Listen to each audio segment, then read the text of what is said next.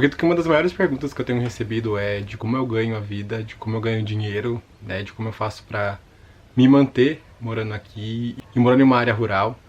Então nesse vídeo eu quero explicar um pouquinho pra vocês de como eu sobrevivo. Sou uma pessoa que desde que eu me conheço por gente, eu sempre trabalhei, eu sempre corri atrás das minhas coisas. Eu comecei a trabalhar com 9 anos, eu já ajudava meu pai aqui no sítio. E desde muito pequeno eu sempre fui ciente da realidade dos meus pais, que eles não tinham condições de dar aquilo que toda criança sonha em ter, né? Coisas de criança. Então minha mãe sempre conversou comigo, com meus irmãos, a respeito da nossa realidade. Então acredito que isso foi algo positivo, porque minha mãe nunca fantasiou uma vida pra nós, ela sempre foi muito realista, mas minha mãe sempre cuidou para que a nossa vida fosse leve de certa maneira. Minha mãe nunca deixou a vida ser um fardo pra nós, pros filhos dela. E é uma coisa que eu tenho muito orgulho da minha mãe hoje em dia, pela mulher que ela sempre foi e que ela ainda é. E eu acredito que esses valores eu trouxe pra mim hoje, com quase 30 anos, eu tenho 26 anos hoje em dia.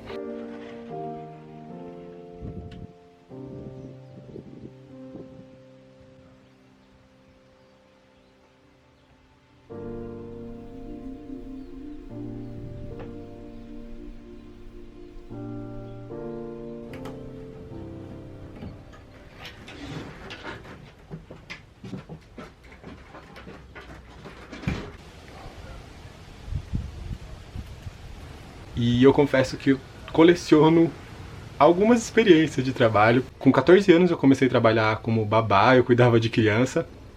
E eu me lembro nessa época que eu queria muito, eu já estudava, né? Eu queria muito um notebook. A gente ia na lan house fazer as coisas e muitas vezes não tinha dinheiro pra pagar pra ir pra lan house. E eu me lembro que uma vizinha aqui de casa, ela ia comprar um notebook pra neta dela, de presente de aniversário.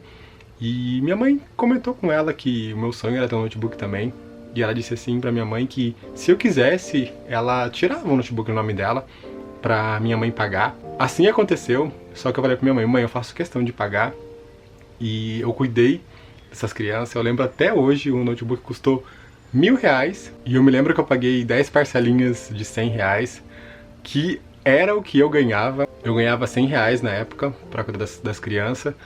E pra mim isso foi uma experiência muito incrível, porque quando você tem responsabilidade desde pequeno, você amadurece mais cedo, você tem um senso de responsabilidade muito maior pelas suas coisas e pelas coisas ao seu redor. Foi um marco muito grande na minha vida.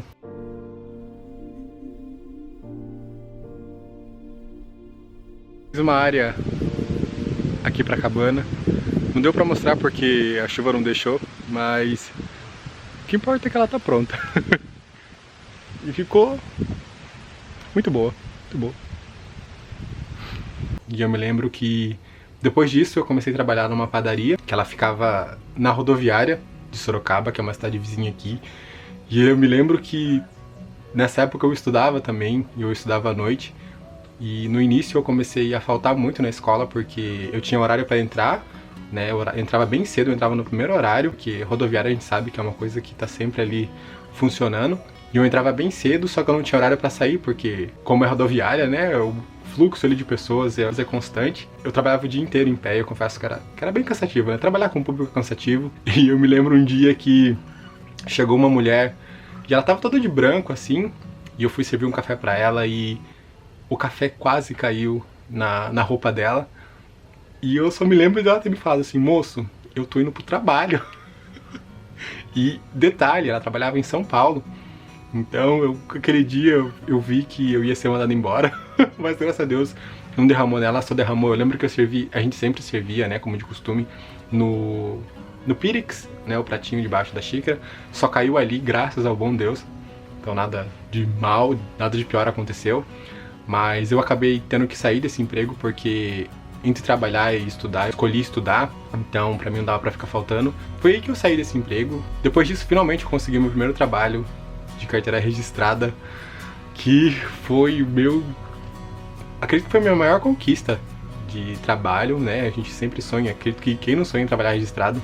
Foi o trabalho que eu fiquei mais tempo, eu fiquei quase 5 anos nesse trabalho.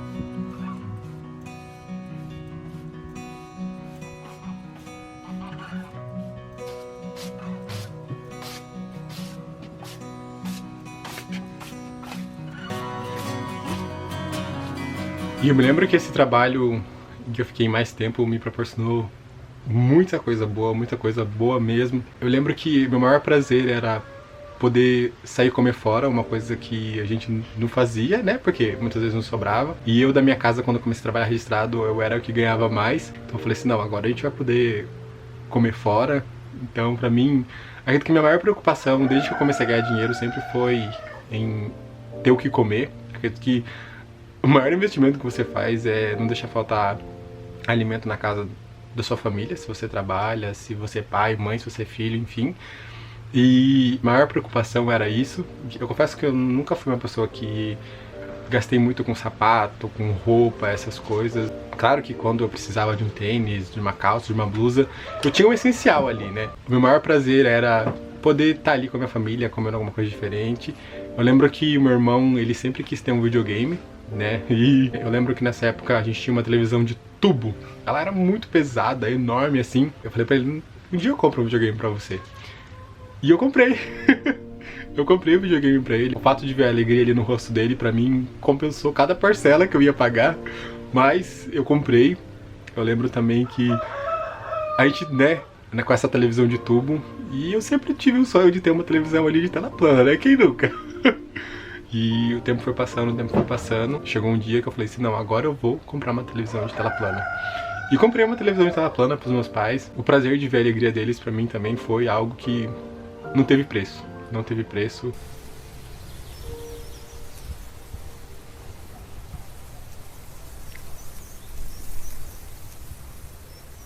E eu confesso que eu sou uma pessoa que eu nunca fui de guardar dinheiro, nunca tive poupança assim pra uma casa no futuro, pra um carro.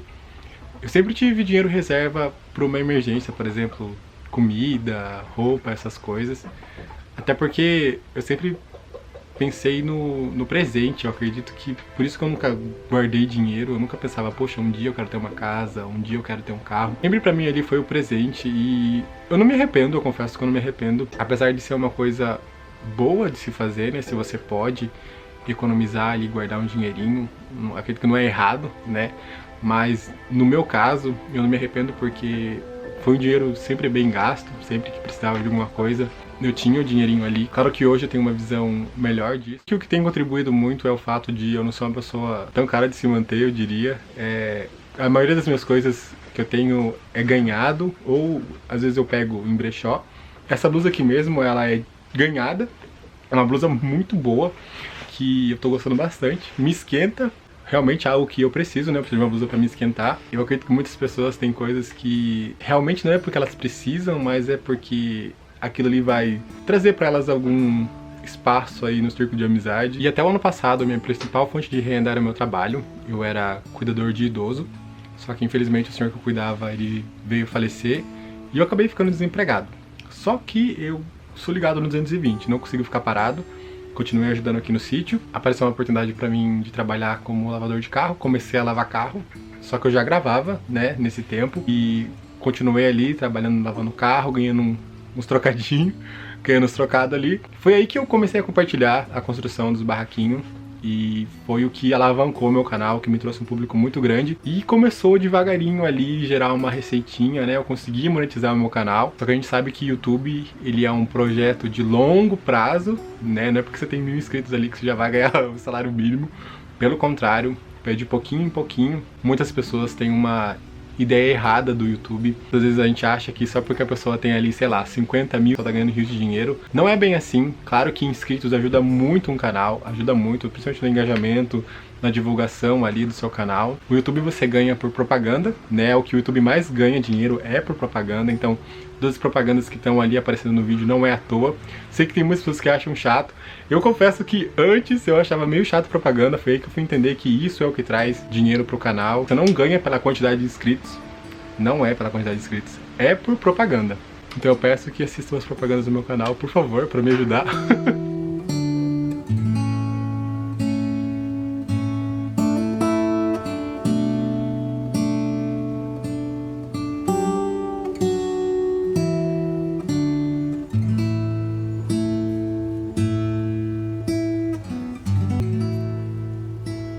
Então hoje em dia, graças a Deus, eu tô conseguindo tirar um dinheirinho no YouTube.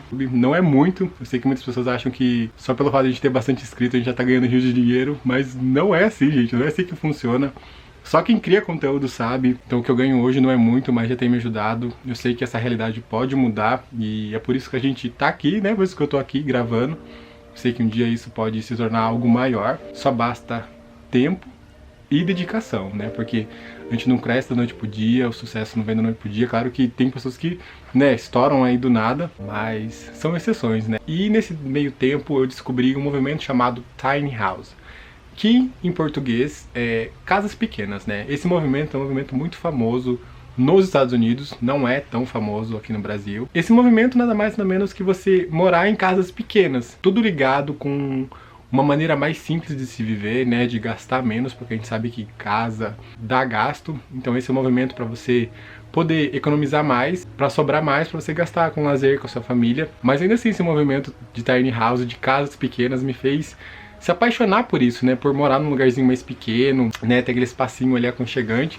Só que eu não tinha dinheiro para comprar madeira. O meu trabalho como cuidadora não era registrado, então eu não tinha direito a nada. Foi aí então que eu falei, quer saber de uma coisa? Eu vou construir uma tiny house pra mim, eu vou construir uma casinha pequena pra eu morar. Foi aí que começou, né? Foi aí que começou a engrenagem virar, que eu comecei a ganhar ali uns pouquinhos. Não comecei ganhando muito, falando de mim, eu comecei ganhando bem pouquinho mesmo, que é o que vai ali acumulando até você conseguir atingir $100, que você pode sacar esse dinheiro. Fora disso, vai ficando ali, né? Enquanto você não acumular. Mas como diz o caipira, né? De grão em grão que a galinha enche o papo. Eu sei que com esforço e dedicação a gente vai chegar em algum lugar. E eu sei que um dia eu vou colher os frutos desse esforço, né?